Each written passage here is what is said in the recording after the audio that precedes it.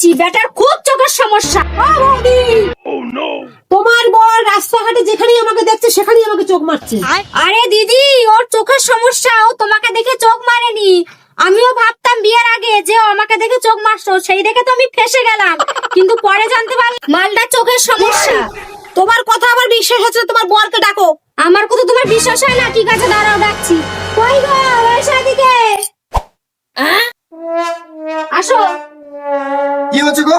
এই অন্ধকারে কে এসেছে? এত রাত্রেবেলা ঘরের সামনে যে চেলাবেলি করতেছে? কিছু হয়নি, দাঁড়াও এখানে এসে। এই মানুষটাকে দেখে মনে হচ্ছে এই মানুষটা তোমাকে চোখ মারবে। বিয়ের আগে চোখের সমস্যা ছিল, বিয়ের পরে সব ঠিক হয়ে গেছে। কদিন ধরে তোমাকে যে চোখ মারছে না, তার খবর আমি কালকেই পেয়ে গেছি। তাই বেটারে ভালো করে আচ্ছা করে ভালো মন্দ খাবিয়ে রাত্রিবেলা চোখের অপারেশন করে নিয়েছি। তাই চোখ দুটোকে পকাত করে বের করে নিয়েছি। বেটার খুব চোখের সমস্যা। অন্য মেয়েদের দিকে তাকিয়ে, অন্য বউদের দিকে তাকিয়ে চোখ মারা না, না বেটার চোখ থাকবে আর না চোখ মারবে।